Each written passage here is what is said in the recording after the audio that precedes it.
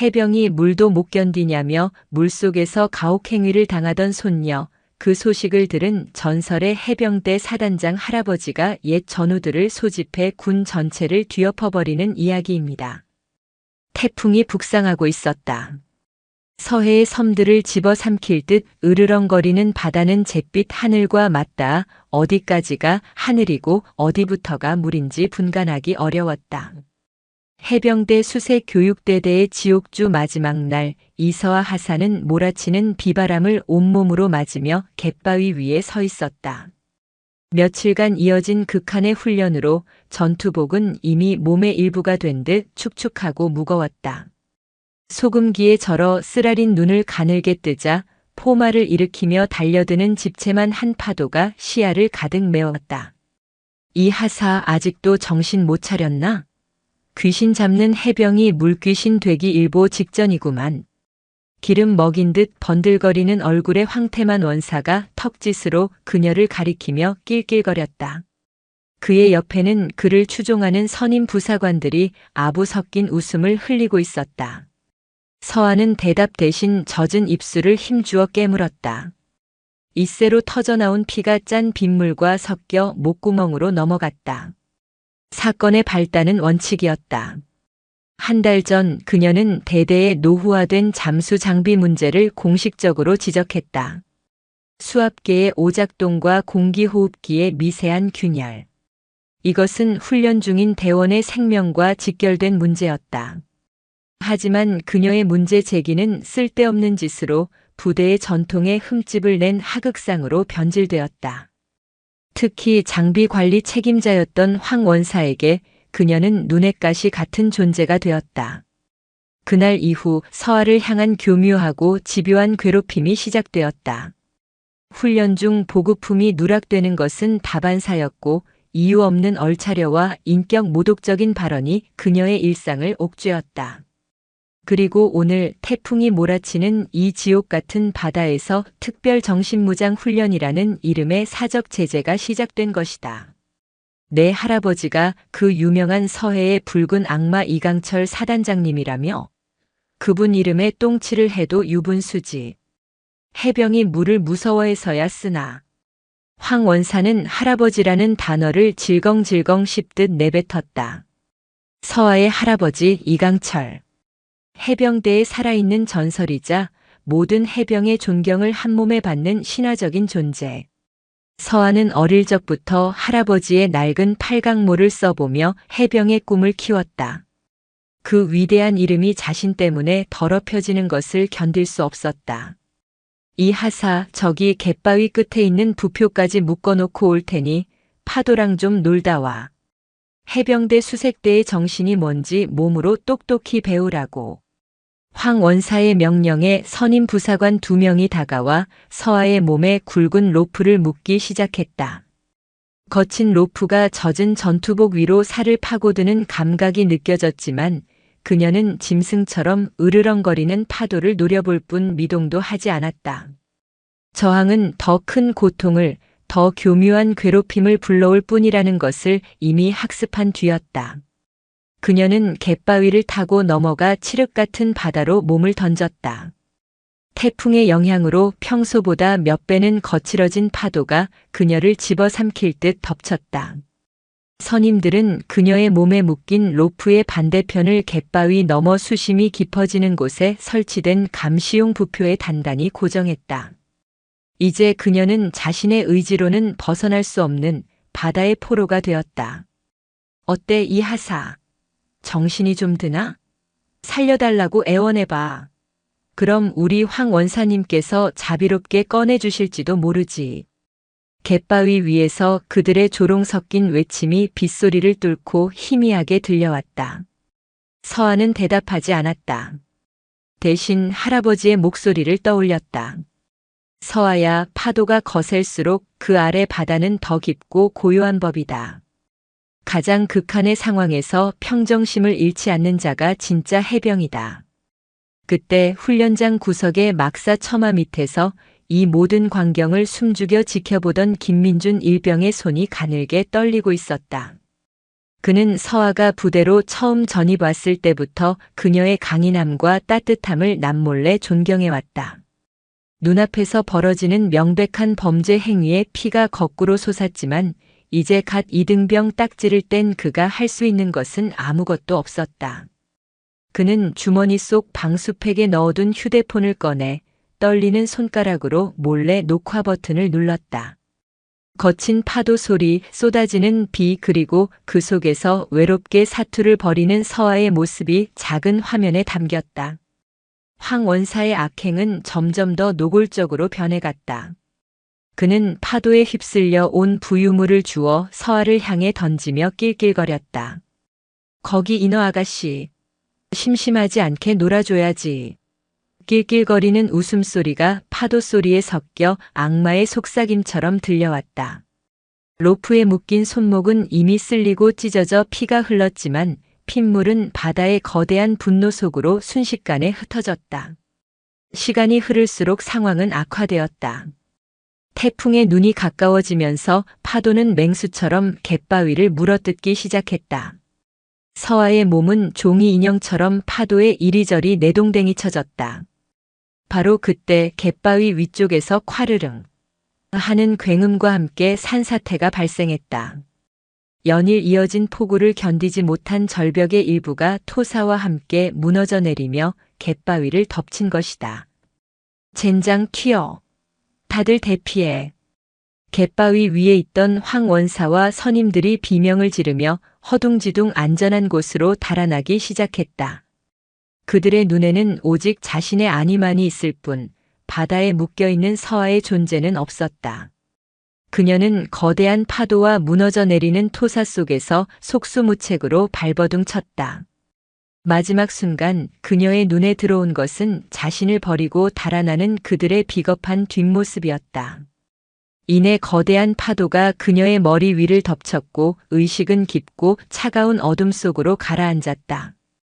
이강철은 새벽 4시 칼같이 눈을 떴다. 지난 수십 년간 단 하루도 거르지 않은 습관이었다. 해병대 사단장 자리에서 물러나 갑옷을 벗은 지 10년이 넘었지만 그의 몸은 여전히 전장의 아침을 기억하고 있었다. 그는 조용히 연병장만 한 앞마당으로 나가 빗속에서 목검을 휘둘렀다. 휙휙 바람을 가르는 소리가 여명의 정적을 갈랐다. 이른을 훌쩍 넘긴 나이에도 그의 자세는 한치의 흐트러짐이 없었고 눈빛은 여전히 서슬퍼런 칼날 같았다. 그는 살아있는 신화 해병대가 가장 사랑하고 적들이 가장 두려워했던 서해의 붉은 악마였다. 평화로운 아침을 뒤흔든 것은 한 통의 문자 메시지였다. 발신 번호가 없는 메시지에는 동영상 파일 하나가 첨부되어 있었다. 무심코 영상을 재생한 이강철의 눈빛이 순식간에 얼어붙었다. 화면 속 그의 단 하나뿐인 자랑스러운 손녀 서아가 성난 파도 속에서 로프에 묶인 채 사투를 벌이고 있었다. 빗소리를 뚫고 들려오는 조롱 섞인 목소리들, 그리고 자신의 이름, 이강철 사단장을 운운하며 낄낄거리는 비웃음 소리. 이강철의 손에서 묵직한 목검이 툭 하고 떨어졌다. 그는 떨리는 손으로 영상을 몇 번이고 되돌려 보았다. 볼 때마다 심장 가장 깊은 곳, 수십 년간 굳은 용암처럼 잠들어 있던 분노가 부글부글 끓어오르기 시작했다. 그의 손녀는 그저 할아버지처럼 명예로운 해병이 되고 싶어 했다. 여자라는 편견을 깨고 가장 힘들다는 수색대에 자원했고 남자 동기들보다 월등한 성적으로 훈련을 수료했다.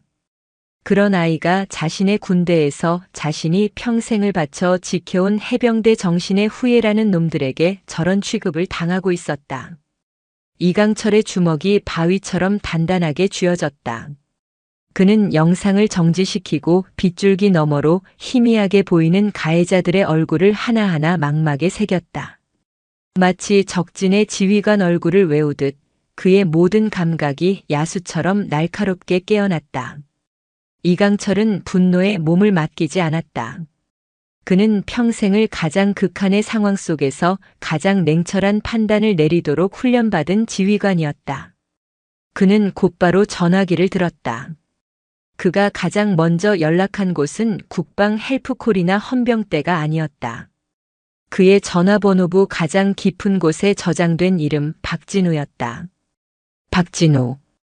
이강철이 사단장으로 재임하던 시절 그의 곁을 그림자처럼 보좌했던 수석 참모. 현재는 해병대사령부의 핵심 요직인 정보참모부장을 맡고 있는 충직한 후배였다. 나다 이강철. 수화기 너머에서 잠시 숨을 고르는 소리가 들렸다. 이내 놀라움과 존경심이 가득한 목소리가 흘러나왔다.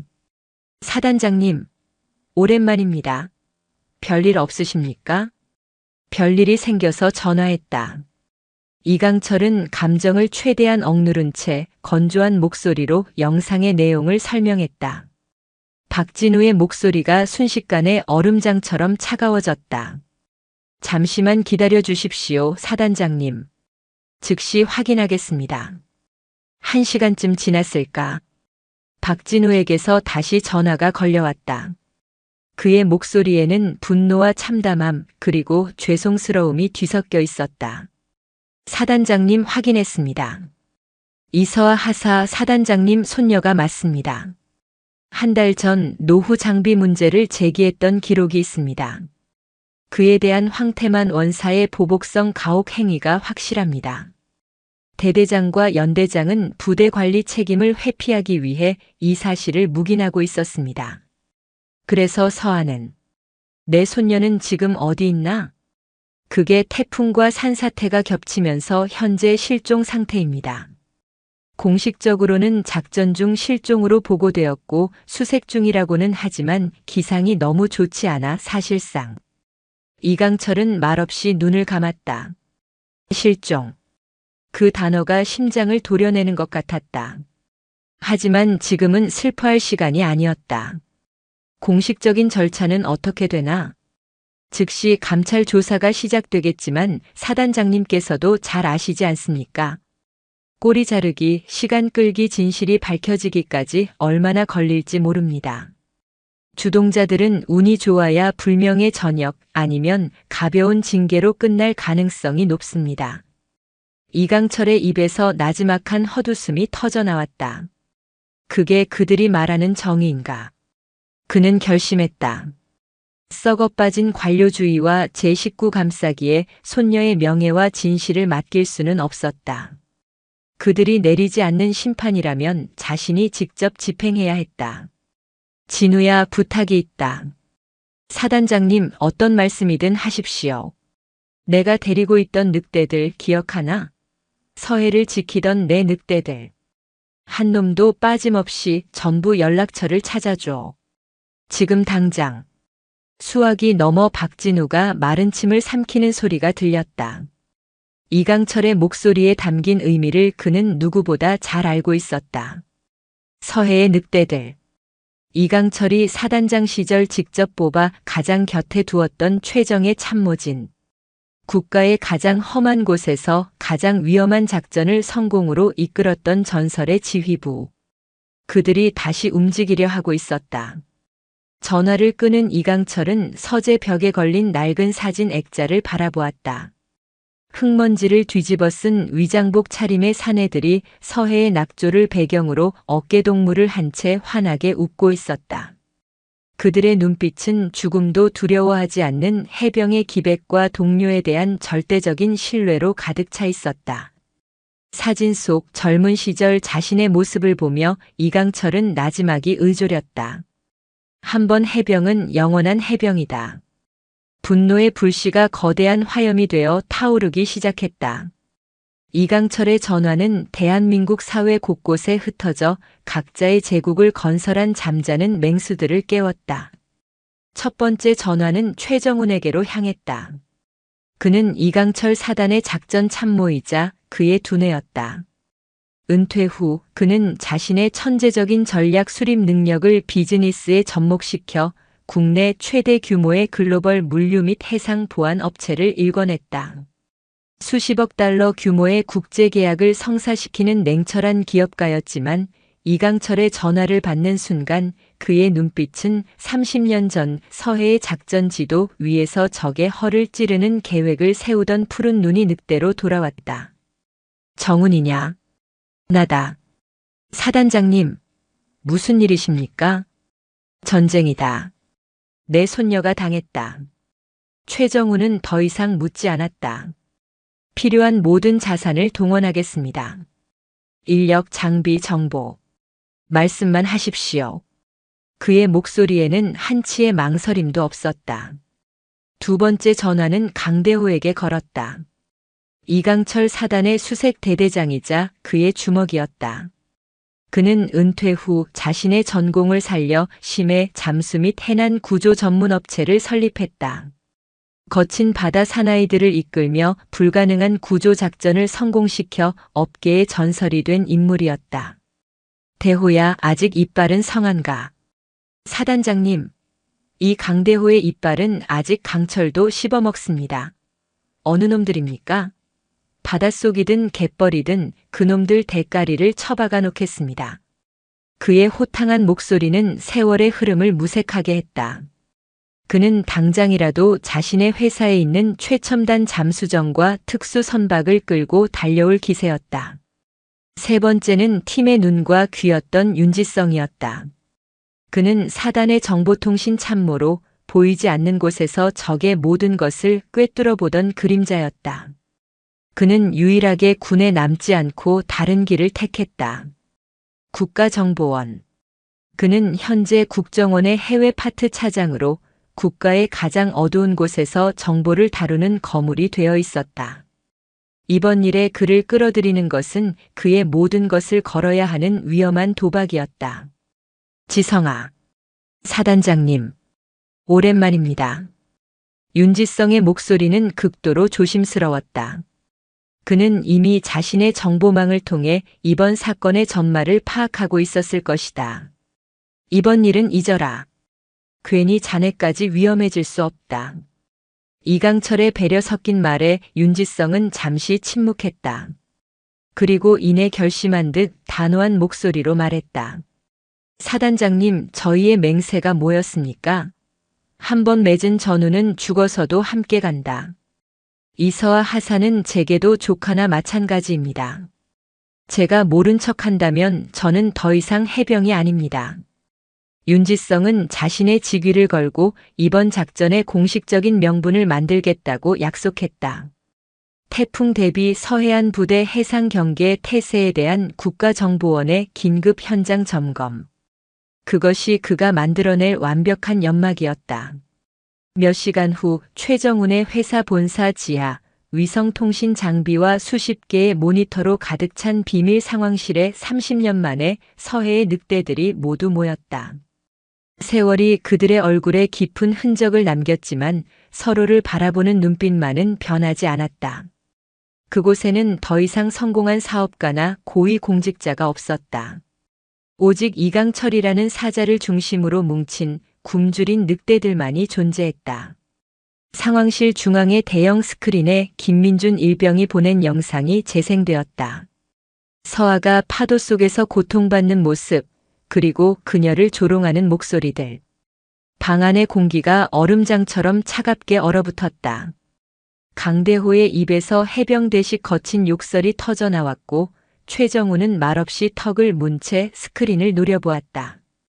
작전 목표는 두 가지다. 이강철이 입을 열었다.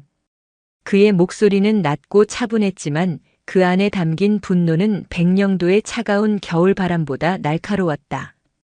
첫째, 손녀를 찾는다. 생사를 반드시 확인하고 만약 살아있다면 어떤 수를 써서라도 구출한다. 둘째, 책임자들을 심판한다. 법이 하지 못하는 정의를 우리가 직접 실현한다. 윤지성이 위성사진과 부대 내부의 기밀 설계도를 스크린에 띄웠다. 제가 긴급 점검을 명분으로 부대 출입 권한을 확보했습니다. 내일 새벽 점검 시간 동안 부대의 모든 통신망과 감시 시스템은 제 통제하에 들어올 겁니다. 우리에게 주어진 시간은 정확히 1시간. 그 안에 모든 것을 끝내야 합니다. 그들은 일사불란하게 작전을 계획하기 시작했다. 강대호의 특수 선박을 이용한 해상 침투, 최정훈이 준비한 최첨단 잠수 드론을 이용한 수중 수색, 그리고 윤지성이 제공할 완벽한 정보 지원. 30년의 세월이 흘렀지만 그들의 호흡은 마치 어제도 함께 작전 회의를 했던 것처럼 완벽했다. 브리핑이 끝나고 각자 장비를 챙기기 시작했다. 소음기가 달린 K-원어 기관단총, 최신형 야간 투시경, 방탄복과 비살상용 테이저건. 그들이 다시 전투 장비를 착용하는 모습은 마치 잠들었던 신화가 깨어나는 듯한 장엄함마저 느껴졌다. 이강철은 자신의 몫으로 준비된 해병대용 K의 소총을 집어들었다. 손에 착 감기는 차가운 감촉이 너무나도 익숙했다. 그는 탄창을 결합하며 옛 동료들을 둘러보았다. 모두의 눈에 결연한 의지가 불타고 있었다. 가자. 이강철의 한마디에 전설들이 움직이기 시작했다. 그들의 목표는 단 하나, 썩어빠진 군대에 버려진 전우의 피부치를 구하고 해병의 명예를 더럽힌 자들에게 진짜 지옥이 무엇인지 보여주는 것이었다. 어둠이 내린 도시 위로 복수를 다짐하는 늙은 늑대들의 검은 그림자가 조용히 움직이고 있었다. 어둠과 폭풍이 지배하는 서해의 밤바닥. 강대호의 최첨단 해난 구조선 시울프호는 레이더에 거의 잡히지 않는 스텔스 선체로 위장한 채 성난 파도를 능숙하게 가르며 목표 지점으로 접근하고 있었다. 민간 선박으로 위장한 2배의 심장부 중앙통제실 CIC에서는 최정훈과 윤지성이 수십 개의 모니터를 응시하며 작전을 지휘하고 있었다. 태풍의 여파로 평소보다 몇 배는 거칠어진 파도가 선체를 집어삼킬 듯 덤벼들었지만 그들의 얼굴에는 평정심만이 감돌았다. 목표 지점 오해리 전. 수중 침투조 준비. 최정훈의 나직한 목소리에 선체 하부의 경납고 달의 문문풀이 조용히 열렸다. 그곳에는 칠흑 같은 바닷물과 연결된 수직 통로 그리고 소형 잠수정 그림자가 출격을 기다리고 있었다. 이강철과 강대호 그리고 2명의 최정예 팀원이 잠수복을 입고 그림자에 올랐다. 비좁은 잠수정 내부는 차가운 기계음과 긴장감으로 가득했다. 이강철은 좁은 창 너머로 보이는 심연을 응시했다. 수십 년 만에 다시 적진으로 향하는 길. 하지만 이번에 그를 움직이는 것은 국가를 향한 충성이 아닌 손녀를 향한 애끓는 부정이었다. 간다. 강대호의 짧은 한마디와 함께 그림자는 모선을 떠나 칠흑 같은 바닷속으로 미끄러져 들어갔다. 그들이 향하는 곳은 해병대 수색부대의 해안 침투 훈련 코스. 아이러니하게도 서아가 수백 번 넘게 훈련했을 바로 그 장소였다. 그림자가 부대 해안선에 접근하는 순간 시울프호의 윤지성이 움직이기 시작했다. 그는 국가정보원의 권한으로 해병대사령부의 북한 잠수정의 난파 징후에 따른 서해안 경계 태세 긴급 점검을 통보했다. 그리고 그 점검을 핑계로 목표 지역의 해안 감시 레이더와 수중 음파 탐지 시스템을 일시적으로 무력화시켰다. 철통 같던 부대의 감시망에 보이지 않는 구멍이 뚫린 것이다. 3분간 감시망에 공백이 생긴다. 행운을 빈다, 늑대들이여. 벼랑으로 둘러싸인 작은만 감시의 사각지대에서 그림자가 소리 없이 부상했다. 바다의 유령처럼 4명의 노병이 물 위로 모습을 드러냈다. 그들의 움직임에는 한치의 망설임도 불필요한 소음도 없었다. 그들은 해병대 전술의 교본 그 자체였다. 해안 경계 근무를 서던 초병 2명이 그들의 첫 번째 목표였다. 어둠과 빗소리를 완벽한 엄폐물 삼아 접근한 그들은 초병들이 인기척을 느끼기도 전에 순식간에 배후를 장악했다. 총성도 비명도 없었다. 컥하는 짧은 신음과 함께 2명의 초병은 소리 없이 쓰러졌다. 그들은 살상 대신 급소를 가격해 완벽하게 의식만 빼앗았다. 그들의 목적은 학살이 아니라 심판이었다. 첫 번째 목표 지점은 수색 교육대의 부사관 막사였다. 황태만 원사와 그 일당들이 서아에게 저질렀던 만행의 현장이자 그들의 오만함이 잠들어 있을 곳이었다. 막사 내부는 술판이 벌어진 뒤에 악취와 저급한 농담으로 가득했다. 황 원사와 그 무리들은 서아를 처리했다고 생각하며 그들만의 추악한 승리를 자축하고 있었다. 그 계집 하나 때문에 부대 분위기만 망칠 뻔했어. 역시 해병은 좀 밟아줘야 말을 들어. 황 원사가 술에 취해 혀 꼬부라진 소리로 짓거렸다. 바로 그 순간이었다. 쾅! 강철로 만들어진 막사문이 안쪽으로 종이장처럼 찌그러지며 날아갔다. 문 밖에는 지옥의 사자처럼 서 있는 강대호의 실루엣이 어른거렸다. 술에 취해 있던 부사관들이 무슨 일이냐며 비틀거리며 일어서는 순간 막사의 모든 창문이 동시에 깨지며 검은 그림자들이 쏟아져 들어왔다. 상황을 파악하기도 전에 수십 년간 묵혀두었던 해병대의 최정의 특수기술이 그들을 덮쳤다. 술병을 무기 삼아 저항하려던 한 명은 팔이 꺾인 채 바닥에 처박혔고 도망치려던 다른 한 명은 공중을 날아온 군홧발에 목을 가격당하고 기절했다. 아비규환의 현장은 불과 1분도 되지 않아 완벽하게 정리되었다. 이강철은 아수라장이 된 막사 한가운데를 천천히 걸어 들어갔다. 그는 공포에 질려 오줌을 지리며 바들바들 떨고 있는 황 원사 앞에 섰다. 전설로만 듣던 붉은 악마가 그의 눈앞에 서 있었다. 황 원사는 자신의 눈을 의심했다. 내 놈이냐? 이강철의 목소리는 낮았지만 그 안에 담긴 분노는 태풍의 눈처럼 모든 것을 집어삼킬 듯 고요하고 강력했다. 그는 황 원사의 멱살을 움켜쥐고 들어올렸다. 황 원사의 몸이 허공에 대롱대롱 매달렸다. 내 손녀에게 무슨 짓을 했나? 황태만은 전설의 눈앞에서 한낱 미물에 불과했다. 그의 오만함과 잔혹함은 생명의 위협이라는 원초적 공포 앞에서 눈 녹듯 사라졌다. 이강철의 신문은 단순한 폭력이 아니었다. 그것은 상대의 정신을 해체하고 영혼의 가장 깊은 곳까지 파고들어 진실을 끄집어내는 과정이었다. 최정훈은 시울프호에서 이윤석이 실시간으로 보내온 정보를 이강철에게 전달했다. 황 원사가 과거 다른 부대원들에게 저질렀던 가혹 행위의 기록, 군수품을 빼돌려 사익을 취한 증거들. 이강철은 그 사실들을 하나씩 읊조리며 황 원사의 마지막 자존심마저 가루로 만들었다. 내 놈은 해병의 수치다. 결국 황 원사는 모든 것을 털어놓았다. 서아를 부표에 묶어놓고 철수했으며 산사태 이후 실종되자 구조 시도조차 하지 않고 작전 중 실종으로 허위 보고를 올렸다는 것. 그리고 그는 뜻밖의 사실을 실토했다. 산사태가 갯바위 뒤편의 절벽을 무너뜨리면서 과거 일제강점기 시절에 사용되었던 벙커와 연결된 수중 동굴 입구가 드러났습니다. 파도가 워낙 거세서 아마 그쪽으로 휩쓸려 들어갔을지도 모릅니다. 그의 말은 절망 속에서 피어난 한 줄기 희망과도 같았다. 서아가 망망대해로 사라진 것이 아니라 어딘가에 고립되어 생존해 있을지도 모른다는 가능성. 복수와 심판을 위해 이곳에 왔던 노병들의 임무는 이제 촌각을 다투는 절박한 구조작전으로 전환되었다. 팀을 둘로 나눈다. 이강철의 목소리에 다시 지휘관의 위엄이 실렸다.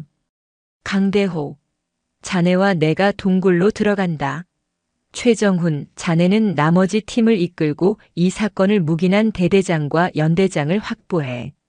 단 한 놈도 놓쳐선 안 된다. 이강철과 강대호는 황 원사에게서 얻어낸 지도를 바탕으로 수중 동굴을 향했다. 그곳은 태풍의 여파로 집어삼킬 듯 파도가 몰아치는 죽음의 아가리 그 자체였다. 강대호의 전문 분야였다. 그는 최첨단 수중 탐색 장비를 이용해 위험한 조류를 피해가며 동굴 입구를 찾아냈다. 사단장님, 조류가 너무 강합니다. 한번 들어가면 다음 정조 시간까지 못 나올 수도 있습니다. 상관없다. 들어간다. 두 사람은 칠흑 같은 동굴 속으로 몸을 던졌다. 좁고 어두운 수중 동굴은 금방이라도 무너져 내릴 듯 위태로웠다.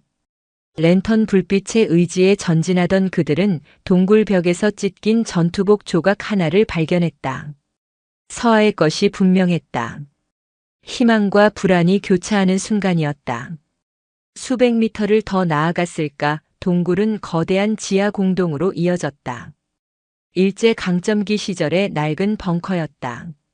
그리고 그곳에 서아가 있었다. 그녀는 바위 틈에 몸을 웅크린 채 가늘게 숨을 몰아쉬고 있었다.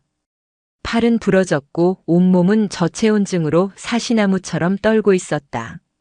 하지만 그녀의 눈빛은 아직 꺼지지 않았다. 그녀는 수색대에서 배운 생존 기술을 총동원해 이 지옥 같은 곳에서 스스로를 지켜냈던 것이다. 서아야. 이강철은 달려가 손녀를 부서질 듯 끌어안았다. 쇠처럼 단단했던 노병의 눈에서 뜨거운 눈물이 쏟아져 내렸다. 살아있었구나, 살아있어줘서 고맙다. 서아는 희미한 의식 속에서 할아버지의 온기를 느끼며 필사적으로 붙잡고 있던 긴장의 끈을 놓았다. 같은 시각 최정훈의 지휘 아래 움직인 심판조는 장교 숙소를 급습했다. 대대장은 별다른 저항 없이 무력하게 제압되었다. 연대장은 자신의 집무실에서 끝까지 권위를 내세우려 했다. 너희들이 누군데 감히 연대장실을. 하지만 그의 허세는 오래가지 못했다. 윤지성이 그의 휴대전화로 직접 전화를 걸어왔다. 수화기 너머에서는 해병대 사령관의 서슬퍼런 목소리가 흘러나왔다. 자네는 지금 국가정보원의 긴급 점검팀을 방해하고 있네.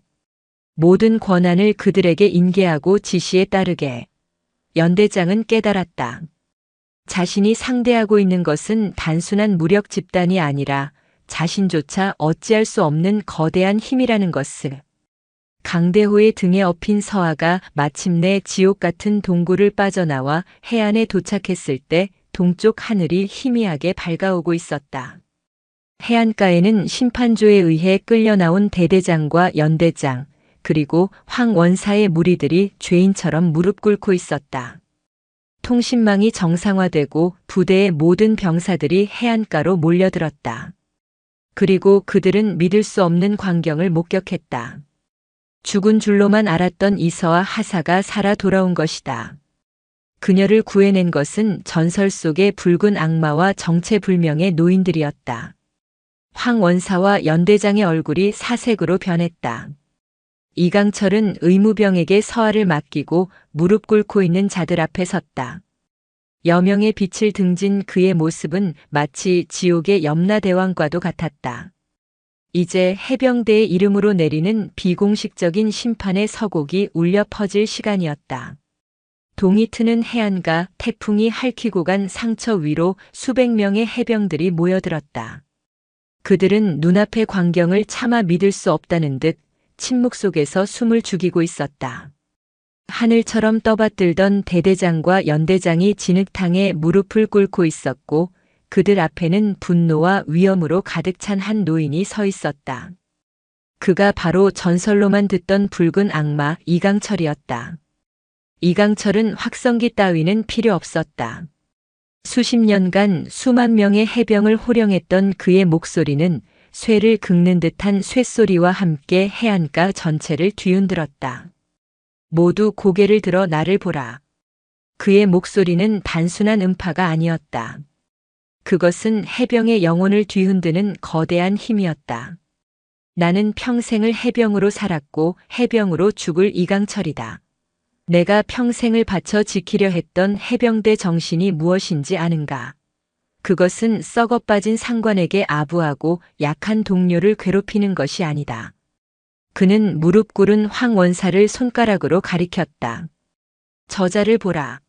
저자는 자신의 부하를, 그것도 자신의 딸과 같은 여군을 비겁한 방법으로 죽음의 구렁텅이로 몰아넣었다. 그리고 저기 대대장과 연대장을 보라. 그들은 진실을 은폐하고 자신의 안위만을 챙겼다. 이것이 너희들이 배운 해병대 정신인가? 그의 포효에 젊은 해병들의 눈빛이 흔들리기 시작했다. 이강철은 응급처치를 받고 있는 서아에게 다가가 그녀가 생존을 위해 사용했던 낡은 다목적 칼을 들어 올렸다. 이것이 진짜 해병의 정신이다. 가장 절망적인 순간에도 결코 포기하지 않는 불굴의 의지. 동료를 믿고 끝까지 살아남아 임무를 완수하는 투지. 너희들은 저 썩어 빠진 밧줄이 아니라 이강철 칼과 같은 해병이 되어야 한다. 그의 외침은 기폭제가 되었다. 그동안 억눌려왔던 진실들이 터져나오기 시작했다. 황 원사님은 제 동기에게도 똑같은 짓을 했습니다. 연대장님은 저희의 포상 휴가를 가로챘습니다. 1명, 2명. 용기를 낸 목소리들이 파도처럼 번져나갔다.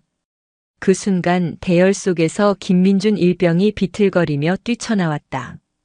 그는 손에 든 휴대폰을 높이 쳐들며 외쳤다. 증거가 있습니다. 제가 모든 것을 촬영했습니다. 골마 터진 상처가 마침내 터져나온 순간이었다. 부패한 지휘부의 권위는 산산조각 났고 젊은 해병들의 눈에는 분노와 함께 새로운 희망의 불꽃이 타오르기 시작했다. 바로 그 절정의 순간 바다와 하늘에서 동시에 공식적인 군대가 도착했다. 해병대사령부 소속 고속정과 상륙 기동 헬기들이 굉음을 내며 해안으로 접근했다. 이윤석이 계획한 완벽한 타이밍이었다. 헬기에서 내린 것은 박진우 준장이었다. 그는 이강철을 향해 가장 깊은 존경을 담아 거수 경례를 붙였다. 박진우는 해병대 사령관의 이름으로 선포했다. 지금 이 순간부터 해당 부대의 모든 지휘권은 사령부 직할 감찰단이 인수한다. 황태만 원사를 비롯한 가혹행위 가담자 전원, 그리고 지휘 책임을 방기하고 사건을 은폐한 대대장과 연대장을 즉시 직위 해제하고 이 시간부로 체포한다. 헌병들이 일사불란하게 움직여 죄인들에게 수갑을 채웠다. 거대한 부패의 사슬이 모든 해병이 지켜보는 앞에서 끊어지는 순간이었다. 서해의 늑대들의 임무는 끝났다. 그들은 영광도 명예도 바라지 않았다. 그들은 헌병들이 상황을 수습하는 동안 연기처럼 조용히 움직여 시울프오로 복귀했다. 이강철은 배에 오르기 전 의무병의 부축을 받으며 자신을 바라보는 서아와 마지막으로 눈을 맞췄다. 그 눈빛 속에는 이제 너의 시대다라는 무언의 메시지가 담겨 있었다. 시울프오가 백고동 소리도 없이 조용히 안개 속으로 사라졌다.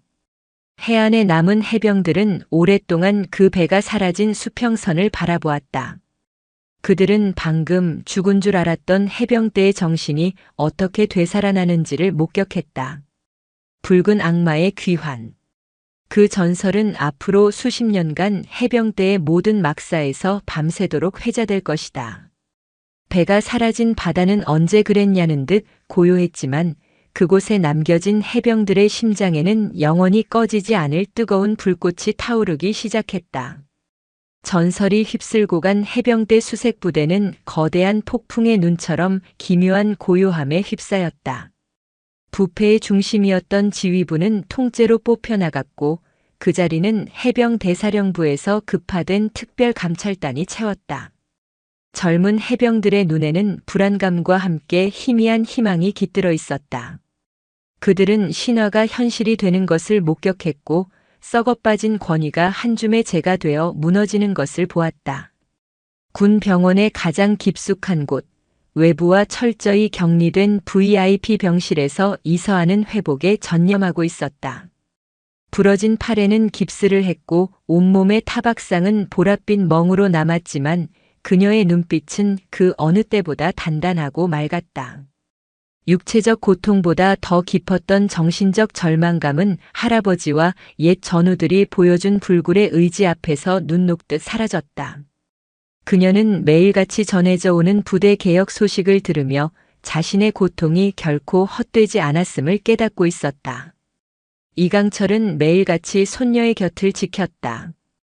그는 피와 화약 냄새가 진동하던 밤에 학살자는 온데간데 없이 그저 손녀의 식사를 챙기고 뭉친 어깨를 주물러주는 평범한 할아버지였다.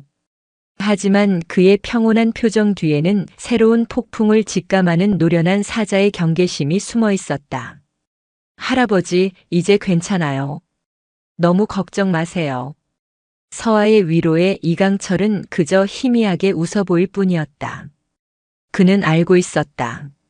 짐승은 궁지에 몰리면 가장 잔혹한 방식으로 반격한다는 것을. 그리고 그들이 건드린 것은 일개 부대의 부패가 아니라 해병대 전체에 암처럼 퍼져 있는 거대한 악의 뿌리라는 것을. 그 같은 시각 해병대사령부의 심장부에서는 보이지 않는 전쟁이 벌어지고 있었다.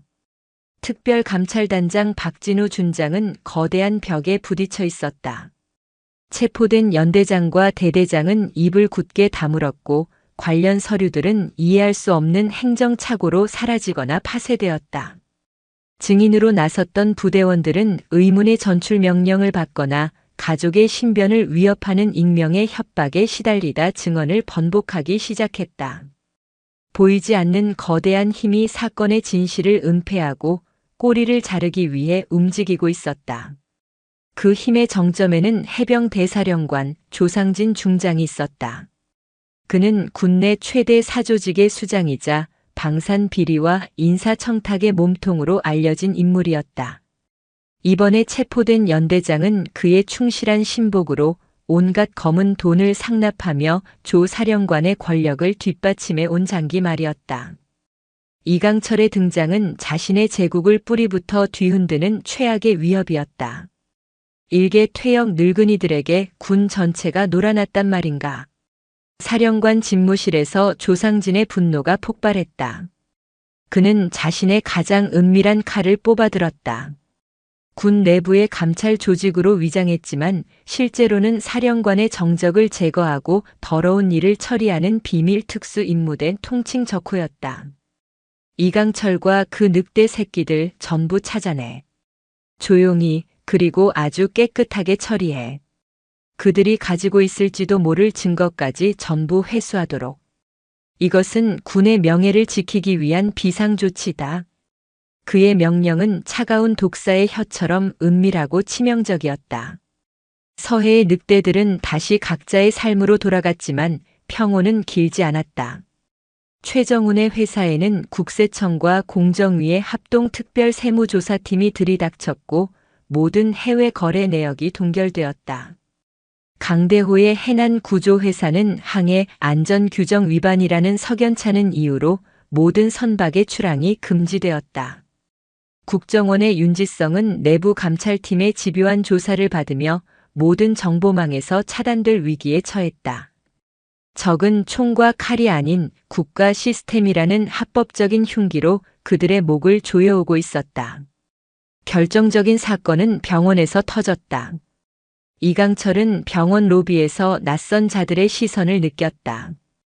평범한 방문객으로 보였지만 그들의 걸음걸이와 시선 처리 방식은 수십 년간 암살과 침투를 반복했던 자들만이 가질 수 있는 특유의 그것이었다. 그의 야수 같은 직감이 비상벨을 울렸다. 바로 그때 흰 가운을 입은 의사 한 명이 서아의 병실로 향하고 있었다. 하지만 그의 손에는 메스가 아닌 소음기가 달린 권총이 들려 있었다. 이강철은 바람처럼 움직였다. 그는 복도에서 의사의 앞을 막아섰다. 어디 가시오? 환자 회진 시간입니다만. 내 손녀는 내가 돌보니 발길을 돌리시지. 순간 의사의 눈빛이 살기로 번뜩이며 품속에서 총을 꺼내려 했다. 하지만 이강철의 손은 그보다 빨랐다. 그는 전광석화처럼 상대의 손목을 꺾어 총을 빼앗고 팔꿈치로 명치를 가격했다. 컥 하는 신음과 함께 암살자가 쓰러졌다. 모든 것이 1초 만에 벌어진 일이었다. 이강철은 쓰러진 암살자의 싸늘한 눈을 내려다보았다. 그는 깨달았다. 적들이 선을 넘었다는 것을. 그들은 이제 단순한 방해나 위협이 아니라 자신의 피부치를 제거해서라도 이 사건을 묻으려 하고 있었다. 병원 창밖으로 동료의 실패를 확인한 다른 감시조들이 황급히 흩어지는 것이 보였다. 고요했던 폭풍이 마침내 그 모습을 드러내고 진짜 전쟁의 서막이 올랐다. 이강철의 비상소집 명령에 늑대들은 다시 최정훈의 비밀 벙커로 모여들었다. 그들의 얼굴에는 이전의 비장함 대신 보이지 않는 적의 실체를 확인한 자들의 냉혹한 결의가 서려 있었다. 그들은 더 이상 정의를 실현하는 심판자가 아니었다.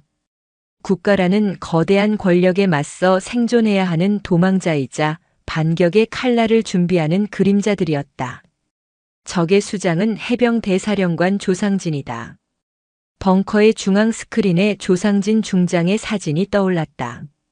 윤지성이 국정원 내부의 모든 방화벽을 뚫고 빼낸 극비 자료였다.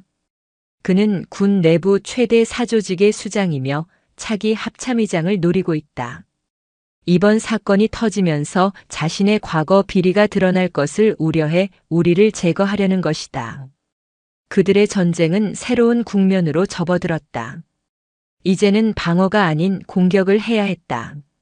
적의 심장을 멈추게 하지 않으면 자신들이 먼저 사냥당할 것이었다. 조상진의 약점을 찾아야 한다. 그놈의 목에 밧줄을 걸 수 있는 결정적인 증거를.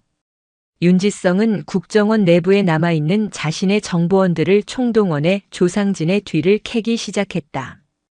디지털 세계와 현실 세계를 넘나드는 치열한 정보 전쟁이 시작되었다. 조상진의 적호가 늑대들의 흔적을 쫓는 동안 늑대들은 적호의 배후에 있는 진짜 주인의 목을 노리고 있었다. 적호의 반격은 예상보다 빠르고 집요했다. 그들은 팀의 가장 강력한 돌파력이자 가장 저돌적인 강대호를 다음 목표로 삼았다. 그들은 강대호의 사업 파트너를 매수해 그를 인천항에 폐쇄된 제7부두로 유인했다. 거액의 해양 플랜트 해체 사업을 논의하자는 미끼였다. 짙은 해무가 깔린 7부두. 강대호는 약속 장소에 도착하자마자 함정임을 직감했다. 사방에 널린 컨테이너들 사이로 수십 개의 그림자가 총구를 겨누고 있었다. 적호의 정예 요원들이었다. 강대호 순순히 투항하면 목숨은 살려주겠다. 강대호는 대답 대신 땅에 떨어진 굵은 쇠 파이프를 집어들며 껄껄 웃었다. 이 강대호는 무릎 꿇는 법을 배운 적이 없다. 애송이들아. 여기가 내 놈들 묘자리가 될 것이다. 지옥 같은 싸움이 시작되었다. 강대호는 성난 콧불소처럼 적진으로 돌진했다. 그는 자신의 영역인 항만 지형을 완벽하게 이용했다. 컨테이너를 방패 삼아 총알을 피하고 거대한 크레인 체인을 휘둘러 적들을 날려버렸다. 하지만 적의 수는 너무 많았고 사방에서 좁혀오는 포위망에 그는 점점 지쳐갔다. 팔과 다리에 총상을 입고 그의 움직임이 둔해지기 시작했다. 바로 그때였다. 항구의 모든 조명이 일제히 꺼지며 절대적인 어둠이 내렸다. 동시에 적호의 무전기에서 찢어지는 소음이 흘러나오며 모든 통신이 두절되었다. 최정훈과 윤지성이 원격으로 항구의 관제 시스템을 장악한 것이다. 어둠과 혼란 속에서 적호 요원들이 당황하는 사이 항구의 그림자 속에서 새로운 유령들이 나타났다. 이강철과 그의 팀이 도착한 것이다. 전세는 순식간에 역전되었다. 어둠 속에서 소리 없이 나타난 노병들은 적호의 목덜미를 하나씩 낚아챘다. 그들의 움직임은 수십 년 전의 전성기처럼 빠르고 치명적이었다. 마침내 포위망이 뚫리고 그들은 적호의 현장 지휘관을 생포하는 데 성공했다. 비밀 벙커의 취조실. 사로잡힌 지휘관은 도끼 어린 눈으로 침묵을 지켰다. 하지만 윤지성이 그의 눈앞에 한 장의 사진을 내려놓았을 때 그의 눈빛이 절망으로 흔들렸다. 그의 어린 딸이 학교 앞에서 찍힌 사진이었다. 선택해라. 내 놈이 조상진을 위해 죽은 영웅이 되는 것과 내 딸이 아버지를 잃고 평생을 불행하게 사는 것 중에. 결국 그는 모든 것을 털어놓았다. 조상진의 가장 큰 비리는 차세대 상륙 장갑차 도입 사업과 관련되어 있다는 것. 그가 특정 방산업체로부터 수천억 원대의 뇌물을 받았으며 그 증거가 담긴 비밀 장부가 사령부 내 그의 개인 집무실에 있는 특수 제작된 금고 안 암호화된 하드디스크에 보관되어 있다는 결정적인 정보까지. 이제 목표가 명확해졌다. 그들은 대한민국에서 가장 삼엄한 경계를 자랑하는 해병대사령부의 심장부로 직접 들어간 사령관의 금고에서 그의 죄악을 끄집어내야만 했다. 그것은 단순한 자살 행위가 아니었다. 그것은 썩어빠진 해병대의 심장에 직접 칼을 꽂는 거룩하고도 위험한 외과 수술이었다. 벙커의 브리핑룸 중앙 테이블에 사령부 본부의 3차원 설계도가 홀로그램으로 떠올랐다. 노병들은 말없이 설계도를 응시했다. 그들의 눈에는 두려움 대신 모든 것을 걸고 마지막 불꽃을 태우려는 전사들의 장엄한 결의가 타오르고 있었다. 해병대사령부 침투 작전 크로미움 하트. 그것은 불가능을 가능으로 만들어야 하는 한치의 오차도 용납되지 않는 대서사시였다. 각본과 총연출은 최정훈과 윤지성이 맡았다. 첫 번째 악장은 윤지성의 손끝에서 시작되었다. 그는 국정원의 권한을 이용해 작전 당일 사령부 전체의 전산 시스템에 대한 대규모 보안 업데이트 및 취약점 점검 훈련 명령을 하달했다. 이 훈련을 핑계로 그는 몇 시간 동안 사령부의 모든 보안 시스템을 외부에서 원격으로 통제할 수 있는 합법적인 백도어를 확보했다. 두 번째 악장은 강대호의 몫이었다. 그는 자신의 중공업 회사를 동원해 사령부 외곽의 군용 도로에서 싱크홀 발생으로 인한 긴급 복구 공사를 시작했다. 거대한 굴착기와 덤프트럭들이 도로를 막고 소음을 일으키는 동안 아무도 그 아래 하수관을 통해 침투조가 움직이고 있다는 사실을 눈치채지 못했다. 이강철과 그의 최정예 침투조는 어둡고 축축한 지하 통로를 통해 사령부 본관의 가장 깊숙한 곳으로 접근하고 있었다. 그들의 군화는 소리가 나지 않도록 특수 처리되었고 그들의 움직임은 고양이보다 조용했다. 이니어를 통해 들려오는 최정훈의 목소리가 그들의 눈과 귀가 되어주었다. 전방 10m 음성 감지 센서. 지금부터 15초간 내가 재채기 소리 파일을 무한 반복으로 재생시키겠다. 그 소음에 묻혀서 통과하도록. 그들은 거미줄처럼 얽힌 레이저 감지망을 통과하고 초 단위로 계산된 경비병들의 순찰 경로를 피해가며 마침내 사령부 본관 최상층 사령관 집무실이 있는 구역에 도달했다. 마지막 관문이다. 사령관 집무실로 향하는 복도는 사자의 길이라 불리는 곳이었다. 무게 감지 센서, 열 감지 카메라, 생체 인식 시스템으로 도배된 그야말로 철옹성이었다. 지금부터 5분간 건물 전체의 냉난방 시스템을 교란시켜 온도 센서를 무력화시킨다. 그 안에 통과해야 한다. 윤지성의 목소리에 긴장감이 실렸다. 침투조는 벽에 등을 기댄 채 짐승처럼 낮은 포복으로 복도를 기어가기 시작했다. 바닥의 미세한 진동까지 계산하며 움직이는 그들의 모습은 인간의 한계를 넘어선 예술의 경지에 가까웠다. 마침내 사령관 집무실의 육중한 강철 문 앞에 섰다. 이곳은 조상진의 홍채와 지문, 그리고 지정맥까지 인식해야만 열리는 최첨단 보안 시스템으로 잠겨 있었다. 하지만 윤지성은 이미 조상진의 비서실 컴퓨터를 해킹해 그의 모든 생체 정보를 확보한 상태였다. 최정훈이 원격으로 생체 정보를 전송하자 육중한 문이 신음소리를 내며 조용히 열렸다. 사령관의 집무실은 그의 탐욕을 증명하듯 화려하고 거대했다. 방 한쪽 벽면을 가득 채운 책장 뒤에 그들의 목표인 비밀 금고가 있었다. 강대호의 팀이 특수 제작한 소형 플라스마 절단기로 금고를 녹여내는 동안 이강철은 망을 보았다. 지옥 같은 몇 분이 흐르고 마침내 금고 문이 열렸다. 그 안에는 암호화된 하드디스크 하나가 들어있었다. 최정훈이 즉시 원격으로 데이터 복제를 시작했다. 노트북 화면의 진행률 표시 막대가 그들의 생명선처럼 느껴졌다. 10%, 20% 시간은 영원처럼 더디게 흘러갔다. 그때였다. 이니어에서 비명 같은 윤지성의 목소리가 터져나왔다. 젠장. 덫이다. 조상진이 돌아오고 있다. 이건 계획된 함정이야. 조상진은 처음부터 모든 것을 알고 있었다. 그는 자신의 비리를 덮기 위해 이강철의 팀을 제거하는 동시에 이 일을 빌미로 군 내부의 반대파까지 숙청하려는 거대한 계획을 세웠던 것이다. 그가 흘린 정보는 미끼였고 이 집무실은 거대한 쥐덫이었다. 복도 끝에서 수십 명의 발소리와 함께 조상진의 차가운 목소리가 들려왔다. 단 한 놈도 살려두지 마라. 데이터 복제는 이제 겨우 99%를 넘어서고 있었다. 퇴로는 완벽하게 차단되었다. 삑. 마침내 데이터 복제가 완료되고 모든 정보가 시울프오의 서버로 전송되었다. 바로 그 순간 사령관 집무실의 문이 폭발하듯 열리며 완전 무장한 적호의 대원들이 쏟아져 들어왔다. 그리고 그들 뒤에는 승리자의 미소를 띤 조상진이 서 있었다. 어서 오게 이강철 선배. 해병대 전설의 마지막을 내 손으로 장식하게 되어 영광이군. 이강철은 천천히 몸을 돌려 조상진을 마주보았다.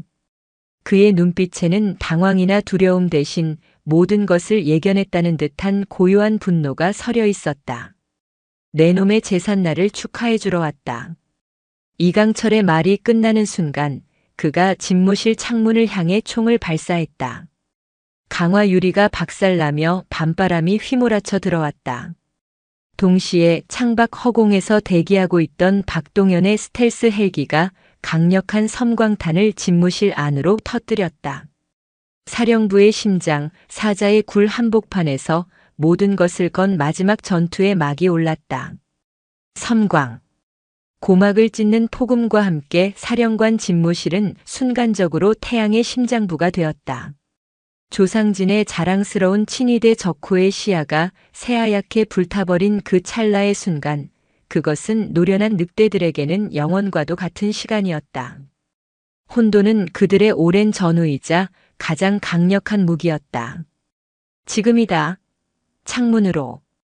이강철의 포효와 함께 침투조는 약속된 플레이를 펼치는 한 팀의 운동선수처럼 일사불란하게 움직였다.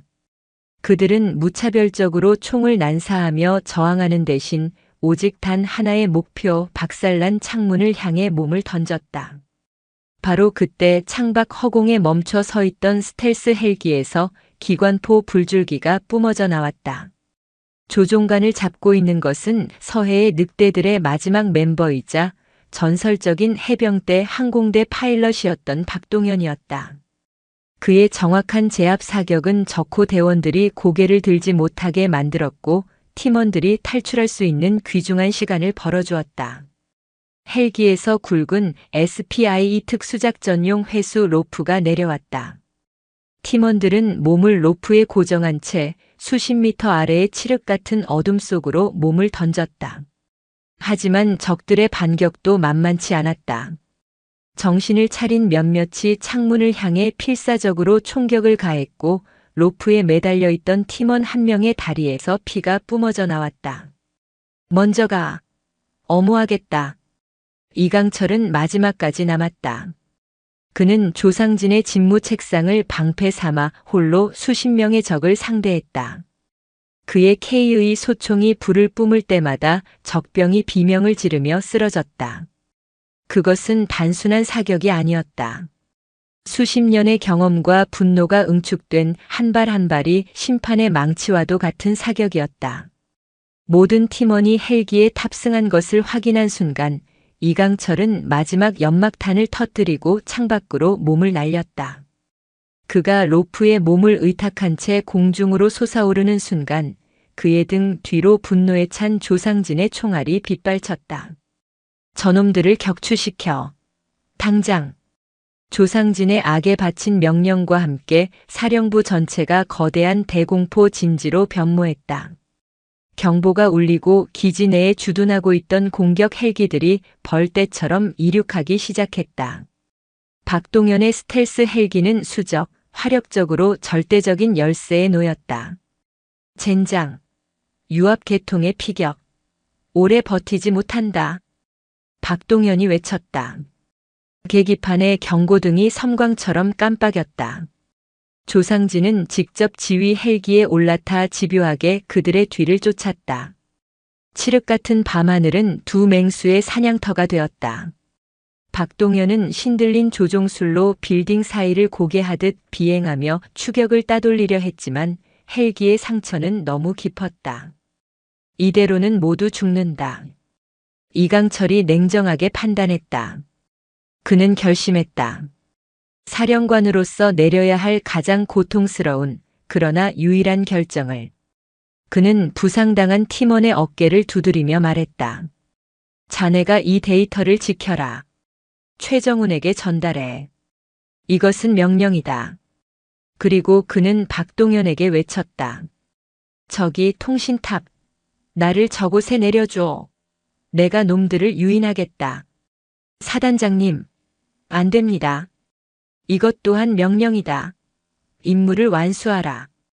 이강철의 목소리에는 거부할 수 없는 무게가 실려 있었다. 헬기는 총알이 빗발치는 위험을 무릅쓰고 기지 외곽의 낡은 통신탑 근처에 잠시 접근했다. 이강철은 망설임 없이 뛰어내렸다. 동료들의 비통한 눈빛을 뒤로한 채 헬기는 연기를 내뿜으며 필사적으로 전장을 이탈했다. 이제 거대한 해병대 기지 안에 그는 완전히 홀로 남았다. 조상진의 헬기가 그의 앞에 멈춰 섰다. 그는 자신의 손으로 직접 이 늙은 사자의 숨통을 끊기 위해 부하들을 물리쳤다. 두 명의 해병대 사령관, 신하가 되어버린 과거와 썩어 문드러진 현재가 폭풍의 잔해가 흩날리는 통신탑 아래에서 마주 섰다. 결국 내 놈과 나 둘만 남았군. 조상진이 비웃으며 헬기에서 내렸다. 내 놈의 신화는 오늘 밤 여기서 끝이다. 신화는 죽지 않는다. 다만 내 놈 같은 구더기들을 심판할 뿐. 대화는 거기까지였다. 두 사람의 몸이 허공에서 맞부딪혔다. 총알이 떨어진 총은 둔기가 되었고 주먹과 발 그리고 이빨까지 동원된 원시적이고도 처절한 싸움이 시작되었다. 조상진은 젊고 강했지만 그의 기술에는 명예가 없었다.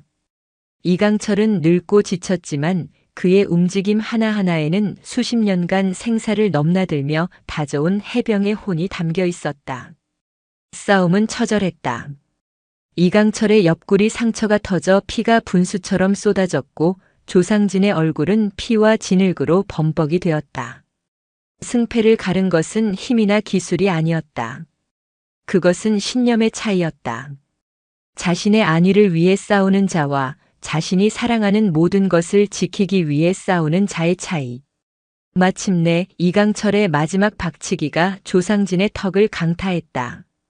거대한 몸이 쓰러지며 기나긴 싸움의 종지부를 찍었다. 이강철은 쓰러진 조상진의 가슴에 군화발을 올렸다. 그는 조상진을 죽이지 않았다. 대신 그의 귀에 나지막이 속삭였다. 똑똑히 보아라. 내 놈이 망가뜨린 해병대가 어떻게 다시 태어나는지를. 그것이 너에게 내리는 가장 큰 형벌이다. 바로 그때 하늘과 땅에서 동시에 거대한 변화가 시작되었다. 헬기로 탈출한 최정훈과 윤지성은 지체 없이 마지막 작전을 개시했다. 그들이 확보한 데이터는 단순한 언론사가 아니라 청와대 민정수석실, 국방부 장관 직속 라인, 국회 국방위원회, 그리고 모든 주요 방송사와 신문사에 동시에 전송되었다. 그것은 대한민국을 뒤흔드는 거대한 폭탄이었다. 세상은 뒤집혔다. 해병 대사령관이 연루된 천문학적인 규모의 방산 비리 게이트. 뉴스 속보가 쉴 새 없이 터져나왔고 관련자들의 이름이 줄줄이 오르내렸다. 국방부는 긴급 대책 회의를 소집했고 대통령은 직접 철저한 수사를 지시했다. 그 누구도 막을 수 없는 거대한 심판의 파도가 모든 것을 덮치고 있었다. 통신탑 아래 수십 대의 헌병대 차량이 흙먼지를 일으키며 도착했다. 그들을 이끌고 온 것은 박진우 준장이었다. 그는 이강철을 체포하러 온 것이 아니었다. 그는 피투성이가 된 채 서 있는 늙은 사자를 향해 자신의 군 생활을 통틀어 가장 깊은 존경을 담아 거수경례를 올렸다. 그리고 쓰러져 있는 조상진에게 다가가 차가운 수갑을 채웠다. 공식적인 역사의 전환점이었다. 몇 달 후, 대한민국 해병대는 창군 이래 가장 혹독하고도 건강한 수술을 받았다. 조상진과 그의 추종 세력은 모두 법의 심판을 받았고 군복을 벗었다. 그 빈자리는 박진우와 같이 강직한 군인들이 채웠다. 비리의 온상이었던 상륙장갑차 사업은 전면 백지화되고 원점에서 재검토되었다. 서해의 늑대들은 다시 그림자 속으로 돌아갔다. 그들의 이름은 그 어디에도 기록되지 않았다. 청와대의 가장 깊숙한 곳에서 내려온 보이지 않는 사멸령만이 그들의 명예를 조용히 증명할 뿐이었다. 따스한 가을 햇살이 내리쬐는 해병대 교육훈련단 연병장. 수색대 전문과정 수료식이 거행되고 있었다. 갓 탄생한 정예 해병들 앞에 이제는 중사 계급장을 단 이서아가 섰다. 그녀의 목소리는 할아버지처럼 낮고 단단하지는 않았지만 그보다 더 맑고 강한 울림을 가지고 있었다. 가장 강한 해병은 가장 뛰어난 전투 기술을 가진 해병이 아니다. 가장 강한 해병은 어떤 상황에서도 동료를 저버리지 않는 해병이다. 우리는 혼자서는 약하지만 함께일 때 가장 강하다. 그것이 내가 배운 해병대 정신이다. 연병장 가장 뒤편 나무 그늘 아래에서 이강철은 말없이 손녀의 모습을 지켜보고 있었다. 그의 얼굴에는 자랑스러움과 안도감이 섞인 잔잔한 미소가 번져 있었다. 그는 조용히 몸을 돌려 연병장을 떠났다. 자신의 시대는 이제 끝났다. 하지만 해병대의 정신은 손녀의 가슴 속에서 그리고 저 젊은 해병들의 심장 속에서 영원히 살아 숨 쉴 것이었다. 새로운 태양이 떠오르고 있었다. 그것은 한 세대의 전설이 저물고 더 강하고 명예로운 새로운 시대가 시작됨을 알리는 찬란한 여명의 빛이었다.